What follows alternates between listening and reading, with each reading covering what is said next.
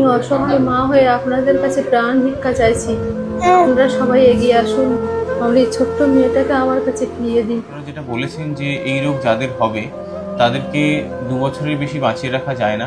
আরও সব থেকে বড় কথা যে যাদের যত আগে আগে ধরা পড়বে রোগটা তাদের তত আগে আগেই এই পৃথিবী থেকে চলে যায় তারা। আমি অনিমেষ মণ্ডল, আমার মেয়ের নাম অংশিকা মণ্ডল। আজ আপনাদের কাছে একটা অনুরোধ নিয়ে এসেছি যে আমার মেয়ের এখন 7 মাস বয়স। ওর একটা বিরল একটা জেনেটিক রোগ ধরা পড়েছে, যে রোগের জন্য ডক্টররা যেটা বলেছেন যে এই রোগ যাদের হবে তাদেরকে 2 বছরের বেশি বাঁচিয়ে রাখা যায় না।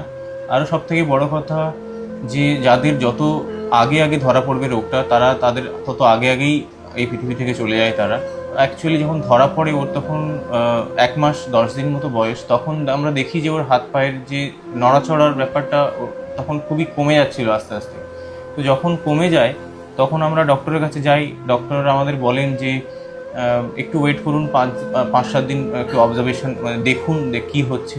তো আমরা 5-7 দিন দেখার পরে দেখি যে ওর মুভমেন্ট মানে ওর যে নড়াচড়ার কোনো কোনো রকম কোনো ইমপ্রুভমেন্ট হয়নি।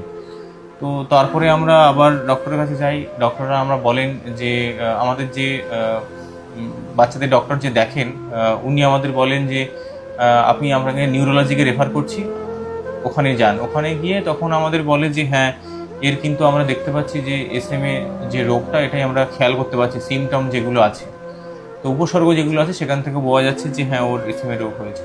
তো তারপরে ব্লাড স্যাম্পেলটা ব্যাঙ্গালোরে পাঠানো হয়। ব্যাঙ্গালোর থেকে যখন আসে তখন ওর রিপোর্ট আসে যে হ্যাঁ ওর একটা SMA spinal muscular atrophy type 1 রোগটা হয়েছে, যেটা একটা বিরল একটা জেনেটিক রোগ। এটার ট্রিটমেন্ট একটাই, যেটা জিন থেরাপি বলা হয়, এবং এর খরচা 9 কোটি টাকা। তো আমাদের মতো যারা বাবারা যারা মধ্যবিত্ত ফ্যামিলি থেকে আসে বা উঠে এসছে তাদের ক্ষেত্রে তাদের বাচ্চাকে এই একটা যে 9 কোটির অ্যামাউন্ট, একটা বিশাল বড় অ্যামাউন্ট। আমাদের সবার আমাদের মতো মধ্যবিত্ত ফ্যামিলির বা আমাদের মতো বাবাদের ওই ট্রিটমেন্ট করা সম্ভবই নয়। তো সবার কাছে এটাই আমার রিকোয়েস্ট যে আপনারা যদি একটু এগিয়ে আসেন, যে যেমন পারবেন যদি একটু ডোনেট করেন।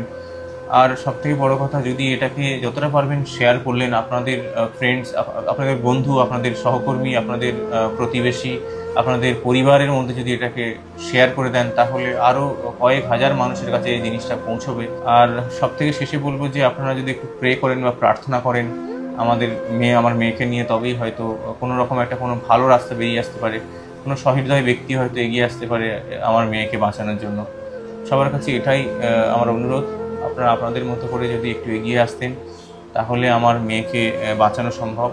আপনারাই হচ্ছে ভরসা, আপনারা ছাড়া আমার মেয়েকে বাঁচানোর কোনো আমি রাস্তা দেখতে পাচ্ছি না। কথা যে আমরা ইম্প্যাক্ট গ্রুপ প্ল্যাটফর্মের মাধ্যমেই আমরা ক্রাউড ফান্ডিং করছি।